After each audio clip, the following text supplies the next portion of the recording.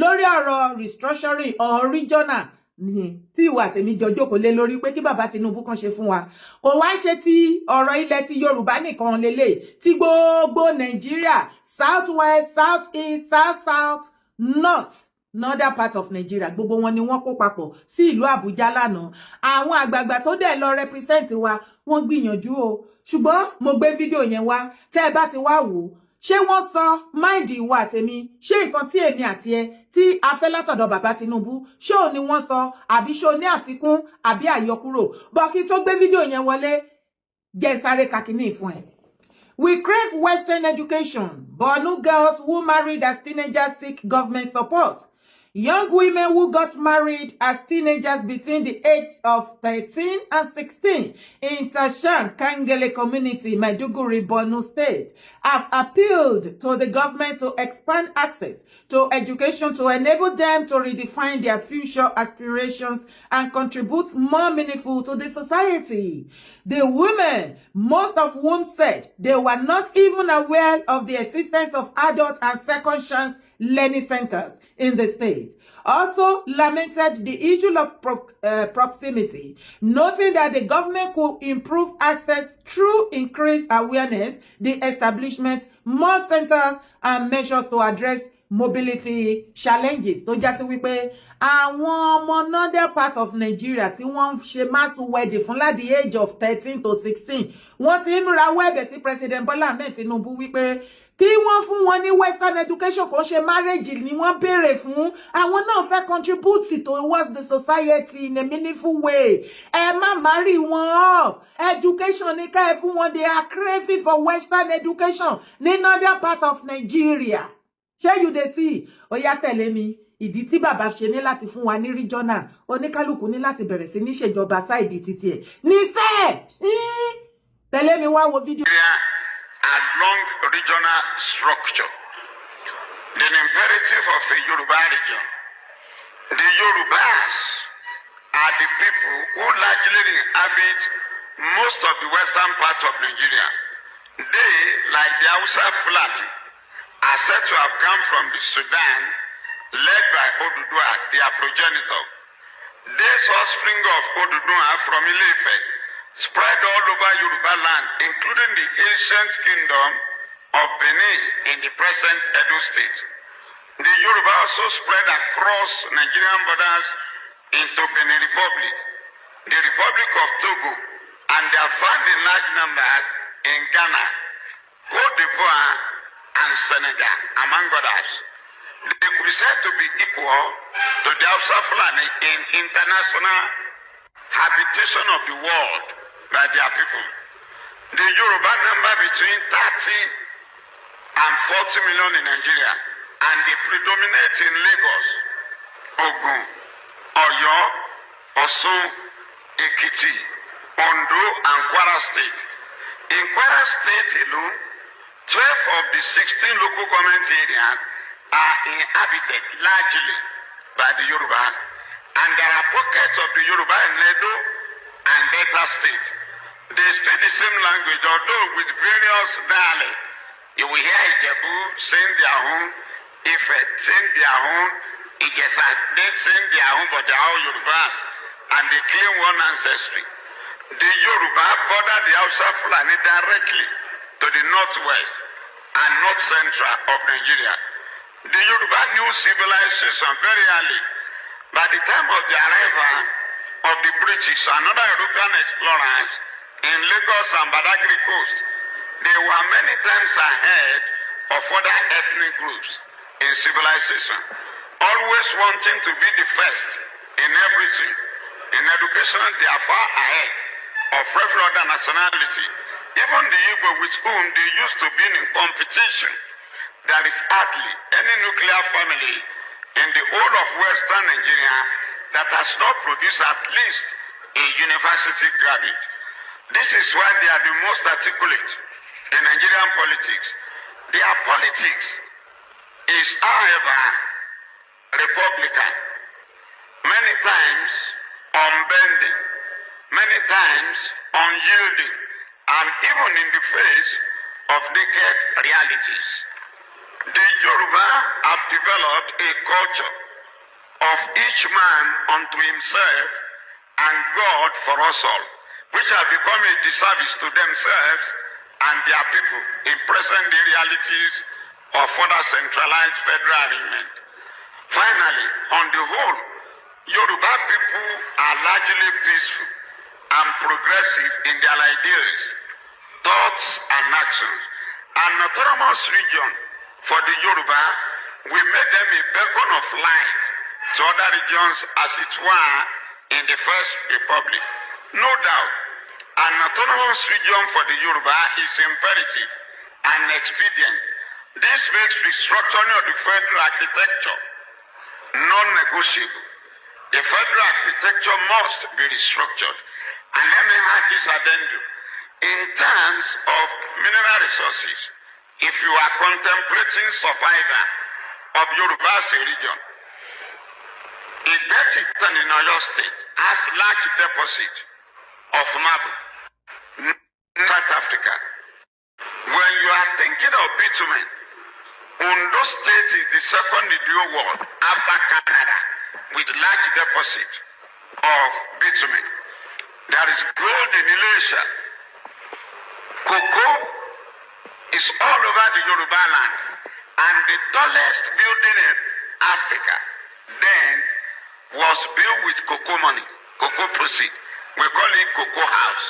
the tallest building in Africa at that time. Interestingly, the Yoruba got television first in the whole of Africa. There was a television house in Ibadan. Before France, before Poland, before most of these European countries, Yorubas have television. It was that television that metamorphosed to NTA today. In fact,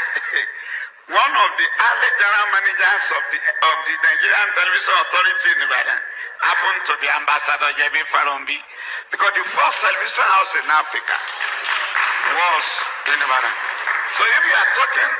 of security, fine. When Arakune was alive, he initiated the idea of Amatekun. And all over the Southwest now, most of the states, they have the Amatekun call in terms of security. So when you look at the Yoruba, the number of universities in that region today, they are very many. In fact, the leading teaching hospital in Nigeria, which the king of Saudi used to come for treatment, happened to be the University College Hospital at Ibadan. So, if you are talking of region, the Yoruba are fully qualified and competent to run their region, because we can easily leverage on the experience of our first premier, the late saint, Chief Obafemi Awolowo. Dari Babarinsa also mentioned that in 2022, he along with others, under Alajobi, were in Isolu in Kogi State, the area where Madam came from, where they also talk about how the Yorubas, how there should be regions in Nigeria. And I'm about writing up now. Today, he said in 2026 that we are now, the decision taken in 1958 by the Yoruba leaders under the leadership of Jifawulo is still where we are. And you remember, when Ambassador Ojako spoke in the morning, he talked about what we were doing before, what we shared. There was one of our leaders, Ashok Rahul Bofa, who said, the path not taken. And somebody here in this hall wrote another book where he said, the road to nowhere. It means that the path we have been treading is the path that is likely to lead us to nowhere. And this again establishes the reason, the rationale behind this particular summit, which is to say that Nigeria is to be restructured into regions. Then all this issue of local marginalization, ethnic marginalization, and all those things will be taken care of. And so on that note, it is to say that we are for regional restructuring that will usher in regions for those who decide. The Yoruba people are desirous of Yoruba region stretching from the Kogi up to the Delta and Edo. Thank you very much. Okay, last. Retired General A.K. Togun. And this restructuring they are talking about is to bring people of the same origin, the same culture together. Because where they are, they feel they are in minority and their voice cannot be heard. And you can hear what my sister said just now. That they know their Yoruba and they want to be associated. That's why they decided to tell you, we are part of you, we want to be with you. And where there is this minority and all these things, it brings suspicion. So, and this, the aim of this is supposed to remove the suspicion. So that we can think alike, we can see things alike, and we can develop together. So that's what I see. And I see this Yoruba region example brings out exactly the aim of what the Concerned Citizens Initiative is all about. I thank you very much. God bless you.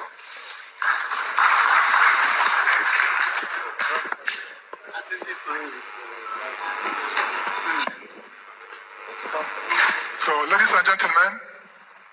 you saw how the Yoruba region made their presentation. And as I said earlier, I give it to them as the most intellectual region in Nigeria. I give it to them. I also observe that they are the largest concentration of states in all the regions proposed. They have 7 states, and nobody wants to pull out. Instead, some people want to join them. Please give them a round of applause. Ṣé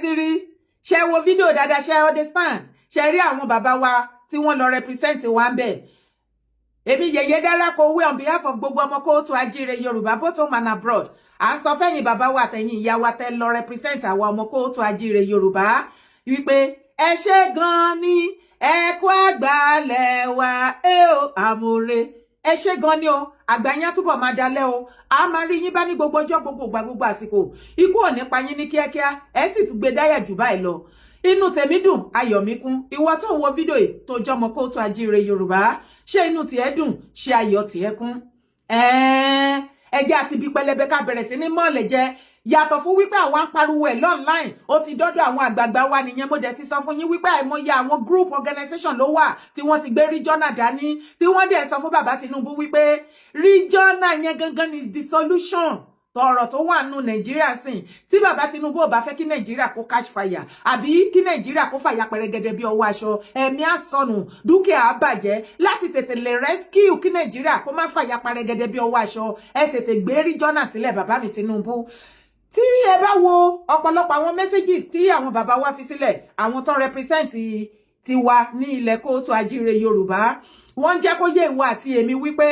Nigeria was more than 400 ethnic. More than 400 ethnic. Bí ethnic ò bá yé wa tribe. Ẹ̀yà tó ń kó papọ̀ tí wọ́n fi pè ní one Nigeria is more than 400. Ibẹ̀ ni ẹ̀yà kan péré Fúlàní. Ó wá mú gbogbo àwa tó kù, wọ́n pè wá ní dìdìrìn. Wọ́n láàmọ̀ nǹkan tá à ń ṣe. Wọ́n lọ́dẹ̀ ni wá. Dọ̀dọ̀yọ̀ ni wá, màyé ni wá. Ẹ̀yà ẹyọ kan péré. Ó wá ń da gbogbo ẹ̀yà tó kù, ó wá ń dà wá láàmú. Wọ́n wá sọ wípé wọn ò ní jẹ́ kí wọ́n Nàìjíríà tó kó wa papọ̀ sí, wọn àwọn ò ní gbà kó tẹ̀síwájú. Ó gbúdọ̀ wà lẹ́yìn ni nítorí ìdíwọ́, nítorí ẹ̀sìn. Ẹ̀sìn ni àwọn Fúlàní gbé sórí bí háràhárà. Development àti progress ilé ayé kò kàn wọ́n, ẹ̀sìn àti màálù. Ṣùgbọ́n ní ìran baba ńlá tèmi, ẹ̀sìn is part of our life ni. Kò ń ṣòun ló máa determine life wa. Ṣé rí wípé àti yàtọ̀ gédégbé? Ṣẹ́rí bá ti yàtọ̀ gédégbé, àwọn ẹ̀yà tó ń dà wá láàmú ìwọ̀n believe nínú western education. Àbí kò yé yín, àwa dẹ̀rẹ̀ western education yẹn gangan ni number 1 priority wa. Kò sí ìdílé náà, wàá rí wọn lọ university ṣáà nìkan tó bá máa gbà náà máa fún. Ṣé mo parọ́? wọ́n tún wá tẹ̀síwájú wọ́n ní tí wọ́n bá kó gbogbo population àwa ọmọ Yorùbá both home and abroad ta kó wa jọ tá a dá dúró lẹ́ni àti orílẹ̀-èdè Yorùbá nation àbí kó o tù Oodua nation èké ìta bá pé wọ́n la máa pọ̀ ju Ghana tó ti wà in existence for how many years sísìn population wa ó pọ̀ ju ti Ghana lọ ó sì pọ̀ ju ti Togo and àìmọye country ní western world ń bì wọ́n yìí tún tẹ̀síwájú náà wọ́n ní nínú western region yẹn ní ayé àwọn bàbá wa Awólọ́wọ̀ láti yọ western state southwest state you understand èyí tèmi ò wá fẹ́ faramọ́ lọ títí ń bẹ̀ yẹn òun ni pé dádì mi yẹn sọ wípé Yorubas just like the Fulani and Hausa are from Sudan rárá o rárá èmi mo lọ́dọ̀ ti tèmi èmi disagree pẹ̀lú yẹn sá ẹ jọ̀ọ́ ẹ̀yin ọmọ Kóòtù Àjíire original ẹ̀yin ọmọ Yorùbá ẹ jọ̀ọ́ ṣé Sudan lẹ ti wá ẹ bá ọjà àpàdé níbi comment section àwa la máa tú àwọn nǹkan tó bá kù díẹ̀ káàtó tí àwọn bàbá wa ò bá get tí a dẹ̀ fẹ́ máa gbọ́ mọ́ a máa sọ fún àwọn bàbá wa ẹ má máa pa ìtọ̀kìtàn fún wa mọ́ ìtọ̀kìtàn tí wọ́n ń wá ilẹ̀ yìí òun ló ń jẹ́ kí àwọn máa tọ̀ ń rìn wá tó wá tẹ̀dó sọ́dọ̀ wa tí wọ́n ṣe ń dájó pàlóńgò lórí wa tí wọ́n pa ọ̀rọ̀ mọ́ àwa original ọmọkọ lẹ́nu a dẹ̀ ti ń yànnà náà yẹn ẹ má tún fà wá sẹ́yìn àbí kílẹ̀ ní mo sọ ẹ̀yin èèyàn mi ibẹ̀ ni kọ́kọ́ wọ́n tún tẹ̀síwájú wọ́n ní tí wọ́n bá kó gbogbo population Nàìjíríà papọ̀ lẹ́ni wọn kúkú ṣe sẹ́ńsọ̀ mọ́ pọ̀ mo mọ̀ wípé plus and minus àti máa gbẹ́nulé 400 million so wọ́n ní 40% of population Nigeria àwa ọmọ Yorùbá àwa la ní 40% yes tó já sí wípé àwa náà kéré nínú Nàìjíríà ẹ̀yà Fúlàní ò wọ 2% lásán àwọn ni wọ́n fi ìwà tèmi tán gba ayé lọ́wọ́ wa tán bẹ̀rẹ̀ sí ní sọ di rádaràda àwa jókòó àkáwọ́rọ̀ ẹ̀rù wọn wá ń bà wá àsìkò tító ó yá jí lójú oorun ṣe rí páwọn àgbààgbà ọmọye ìgbà tá a ti sọ wípé kán dùdì ní fún wọn ti gbé ìgbésẹ̀ ibo ni wọ́n gan fẹ́ dìmú nọ̀rọ̀ tó wà nílẹ̀ ṣé èpè àti ìjà ló wálé ayé wá jà ní iṣẹ́ ló wà lẹ́ ọmọgbà tí mo ti ń pariwo pé iṣẹ́ ló wà nílẹ̀ Yorùbá iṣẹ́ yẹn ti yá báyìí wọ́n wá tún wá tẹ̀síwájú wọ́n ní Yorùbá the Yorubas are known for the peaceful people we are the most peaceful ethnic tribe in Nigeria tó bá nírọ́ ni mo pa jẹ́ àpàdé níbi comment section kó dẹ̀ fún mi ní reason wọ́n wá tún tẹ̀síwájú wọ́n ní ká má bẹ̀rù ọ̀pọ̀lọpọ̀ ọmọ Kóòtù Àjíire Yorùbá tó ń bẹ̀rù pé ẹyọ tí wọ́n bá fún wa ní regional àbí anything yóò pé kí gbogbo region kó máa fi nǹkan tó bá generate ńbẹ̀ kí wọ́n máa fi build ara wọn wọ́n ní ọ̀pọ̀lọpọ̀ ọmọ Kóòtù Àjíire Yorùbá ló ń bẹ̀rù wípé àwọn ò ní kankan ní ilẹ̀ Kóòtù Àjíire wọ́n wá ń jẹ́ kó yé wa pé kẹ́ má bẹ̀rù mineral resources ṣòṣì sí south west bẹ́ẹ̀ ni tá máa fi build ilẹ̀ wa wọ́n wá tẹ̀síwájú wípé ṣáà ti gbàgbé ni Cocoa House ní Ìbàdàn ní ayé ìgbà Cocoa House was the tallest building in the whole of Africa lóyìn ìgbà náà kí náà fi kọ́ owó kòkó gbogbo àwọn nǹkan tó ti kú a ó jí dìde ní ọ̀lẹ ló máa ronú wípé báwo la ṣe fẹ́ jẹ́ yes wọ́n tún wá tẹ̀síwájú wọ́n ní the Yorubas they are the most intellectual people in Nigeria yes o yẹn nìyẹn orí mi dẹ̀ ń wú ìwọ ń kọ́ alpha okay wọ́n wá sọ wípé wàá rí bàbá yẹn láti mi ìmọ̀ ethnic tiẹ̀ ó ní kó pàtẹ́wọ́ fún gbogbo wa ipe gbogbo àwọn tí wọ́n tiẹ̀ fẹ́ tán tiẹ̀ expect gan gbogbo wọn ni wọ́n fẹ́ darapọ̀ papọ̀ padà sọ́dọ̀ Yorùbá bíi Kogi àǹkó àìmọye ní Delta Edo gbogbo wọn ní Yorùbá ni àwọn náà fẹ́ padà sí ilé ti tó lọ wọ́n fẹ́ wá bá àwọn ọmọ Kóòtù Àjíire Yorùbá family wọn ethnic wọn tribe wọn èmi la ò ní yọ̀ sí bá a ti gbẹ́ orí bẹ́ẹ̀ náà lórí èmi la ò ní yọ̀ sí. Bàbá Tinubu ẹbù yìí kún wa ẹ jẹ́ kí history yẹn kó wà lórí yín títí láéláé bàbá ẹ lè ṣe jù bẹ́ẹ̀ lọ ibẹ̀ ni kọ́kọ́ là ń lọ tẹ̀lé mi kó wá gbọ́ ó ti gbọ́ àwọn ọmọ OPC Gani títí àwọn ọmọ OPC síta wọ́n ti fún ọba Bariga ní èsì ọ̀rọ̀ mẹ́họ̀ Gani wá gbọ́. àwọn èèyàn jáde kan wá debunk mi o mò ń pe gbogbo ọmọ ọkọ ìlú Bariga lẹ́kọ̀ọ́ Bariga lẹ́gbẹ̀ẹ́ Ṣómólú lẹ́gbẹ̀ẹ́ Bariga Ṣómólú nínú Bariga nínú Ṣómólú gbogbo ẹ̀yin ọmọ ọkọ inú Bariga gbogbo ẹ̀yin indigenous Bariga gbogbo ẹ̀yin tẹ́ ń fọwọ́ sọ̀yà pé ọmọ ìlú Bàrígà ni mò ń pè yín ọ̀rọ̀ tí mo fẹ́ sọ lórí ètò lénìí tó bá yẹ pé irọ́ ni ẹ wá já mi o. bákan náà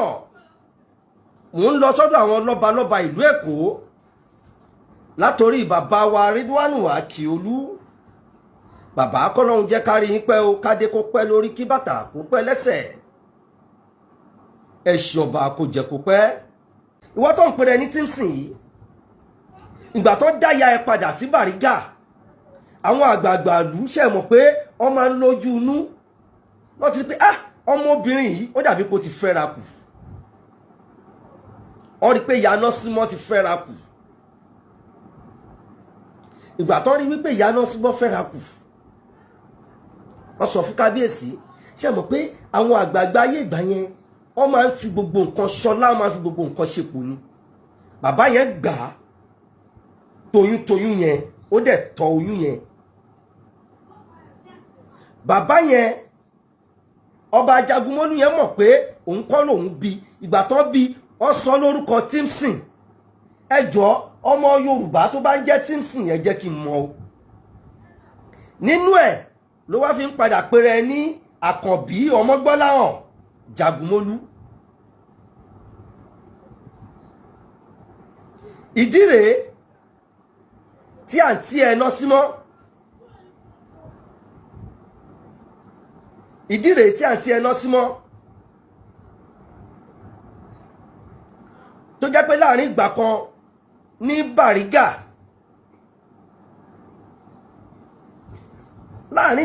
Bàrígà àǹtí ẹ̀ ná símọ́ ó máa ń wọ agbádá ó máa wọ ṣòkòtò ó máa kó lẹ̀kẹ̀ sọ́rùn ọ̀rọ̀ tí mò ń sọ yìí tí n bá ti parọ́ ẹnu máa bá mi bi àwọn ọmọ Bàrígà léèrè o ìwọ Tímsìn tó ń pe ààrẹ Gani Adams lọ́mọ àlè ilẹ̀ Yorùbá tó ní òòṣà ọ̀ṣọ́ọ̀ṣì kan alágbára ọ̀ṣọ́ọ̀ṣì wọ́n ń pàtàn ìwọ ọmọ Ìgbò ẹ gbọ́ wìrìwìrì lẹ́nu mi lénìí lórí ọ̀rọ̀ ẹ̀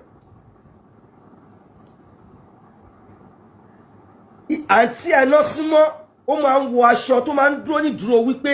òun ò fẹ́ kó o gba oyè ilé bàbá òun pé ọmọ àlè ni ẹ́ ìyá òun padà lọ lóyún ẹ wá láti ta ni àǹtí ẹ mọ̀ wà àtàǹtí ẹ jà lé lórí dáadáa ṣé mo parọ́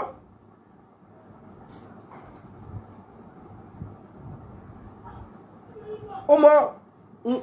iye ìgbà tí ó mọ iye ìgbà tí lọ sí mọ́ ṣó mọ iye ìgbà tó fi bá ẹjà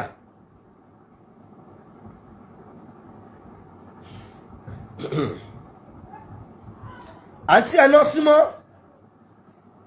ó pe gbogbo àwọn baálẹ̀ tó wà ní Bàrígà pátápátá ó ní pé o kì í ṣe ọmọ bàbá òun ọ̀rọ̀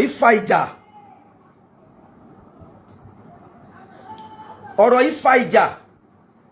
débi pé ìwọ Tímsìn ó padà pàdé àpòpọ̀ ó lọ bá chairman Bàrígà ńgbà yẹn tó ń pè ní Honourable Oris yìí òun ló ní hòtẹ́ẹ̀lì kan tí àwa OPU lò ní Ìjẹ̀bú nígbà náà èmi ò kí ń mú irọ́ mi kí ń múrọ́ nígbà tá a ṣe OPU kí lorúkọ ẹ̀ ní Ìjẹ̀bú Honourable Tímsìn yẹn ló ní hòtẹ́ẹ̀lì tá a lò ńgbà yẹn òun ni ìwọ Tímsìn lọ bá tó ní kó yọ àǹtí ẹ kúrò ní ìyálọ́jà Bàrígà ṣé mo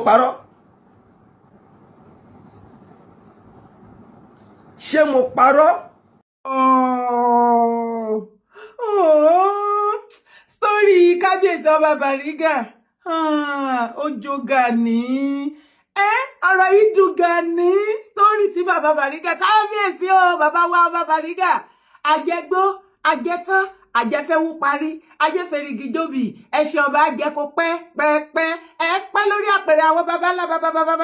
bàbá yín we love you like that gbogbo àwa original ọmọ kóòtù àjíire Yorùbá we love ọba Bàrígà ó yá bá mi ṣe kábíyèsí fún ọba Bàrígà kábíyèsí o ẹnu àgbà lóbi tí gbó lóòótọ́ o wọ́n ní tọmọdé bá kọyán alẹ́ àgbà fìtàn balẹ̀ kábíyèsí ẹ pa ìtàn ṣe rí gbogbo nǹkan tẹ́ sọ nínú fídíò tẹ́ fi ṣàlàyé bí ọ̀rọ̀ ṣe ṣẹlẹ̀ lọ́rọ̀ Ganiyu Ige Adams ọ̀pọ̀lọpọ̀ sì ń dá ọ̀tẹ̀ pé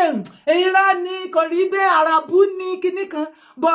fún Ganiyu Ige Adams láti rán àwọn ọmọ OPC síta kó wá reply yín ó jẹ́ ká mọ̀ wípé kọ̀ǹfàmà tó ẹ má yí rí ẹ wo gbogbo nǹkan tó jáde látẹnu kábíyèsí ọba Bariga òtítọ́ ní pọ́nbélé kò sí àṣàdànù ńbẹ̀ kò sí àràbù kankan ńbẹ̀ káàsà kìíní ìjọba mi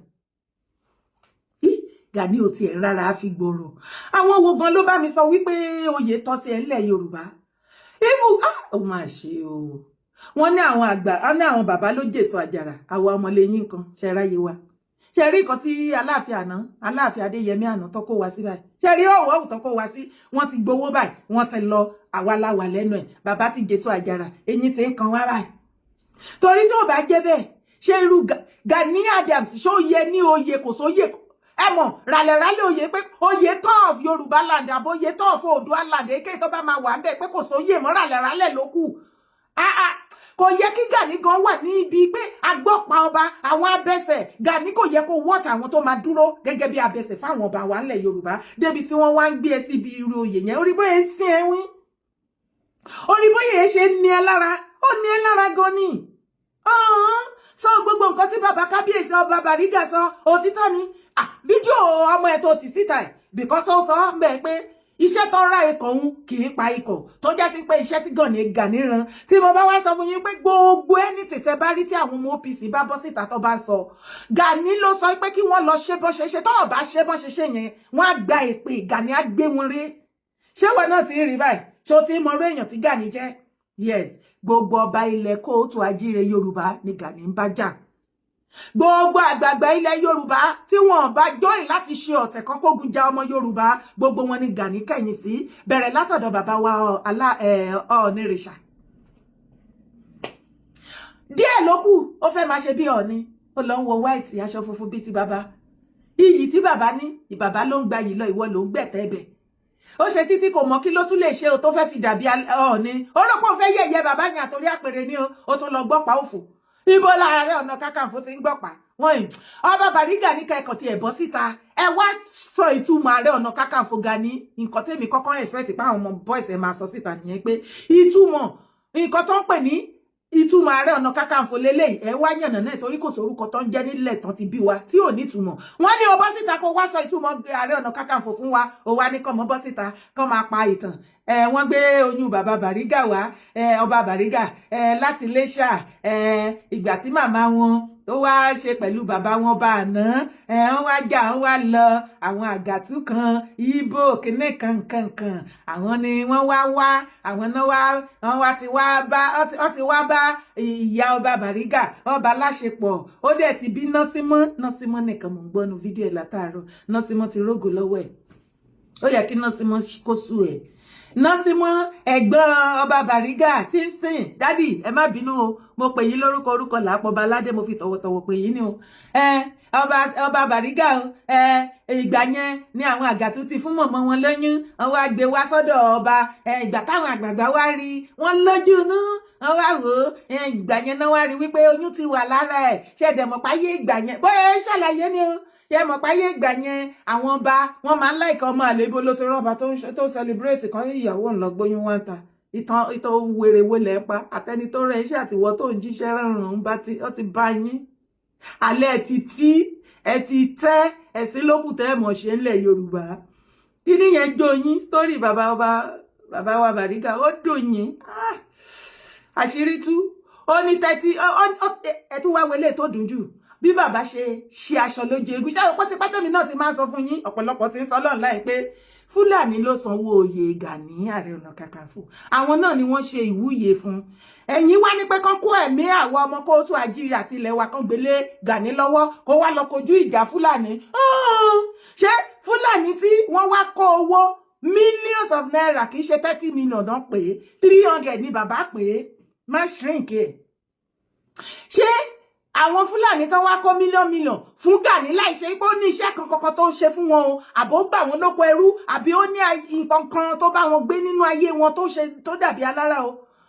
Ṣé kò ti máa yé wípé wọ́n ti jọ jókòó rántébù wípé tó bá ti fi Gani ṣe olórí tó fi jẹ oyè Ààrẹ Ọ̀nà Kakanfò, gbogbo ẹni olórí jagunjagun tó bá jẹ́ ńlẹ̀ Yorùbá o, àbí anything pertaining to security ó máa wà ní ìkápá ẹ̀, ọ̀dẹ̀ ló máa wà, sódà àwọn Fúlàní á lè máa rí àyè láti penetrate wọ ilẹ̀ kóòtù àjíire láti máa pa wá lógúnlógún lọ́gbọ̀nlọ́gbọ̀n. Ṣé bí bá ṣe ń jíyàn gbé tán pa àwọn èèyàn àmọye náà máa wá ń pè ẹ́ náà, ó dẹ̀ máa sọ, ó dẹ̀ máa pè wọ́n náà. Mo fẹ́ kó fọwọ́ ara ẹ̀ para ẹ̀, mo ní kó bọ̀ ẹ̀ para ẹ̀. Àṣírí tó yẹ káwọn èèyàn mọ̀ tó fẹ́ tí àṣì ń bẹ ẹ̀ bò, ìwọ ló máa para ẹ̀ sẹ́ẹ̀.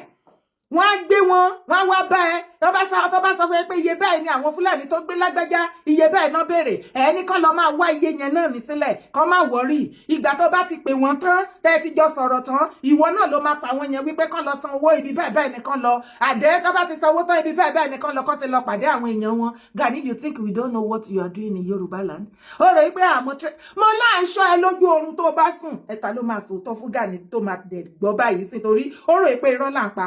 Sòótọ́rọ̀, ọba nà ẹ́, ọmọdé nà ẹ́, ọkùnrin nà ẹ́, obìnrin láwọn ò fẹ́ rí ẹ, gbogbo ọmọ òríjínà kóòtù àjíire Yorùbá aláàkẹyìn sí àfẹ́ mọ́. Òun pa ìtàn òfò àtàdánù ọba Bariga, wọ́n gbóyún ẹ̀ wá, ibi kan ti gbóyún wọn wá, ọba ni wọ́n lónìí. Ẹ bá mi ṣe kábíyèsí fún ọba Bariga. Sọ́rí ọba Bariga dùn Gani. Ó ní násímọ́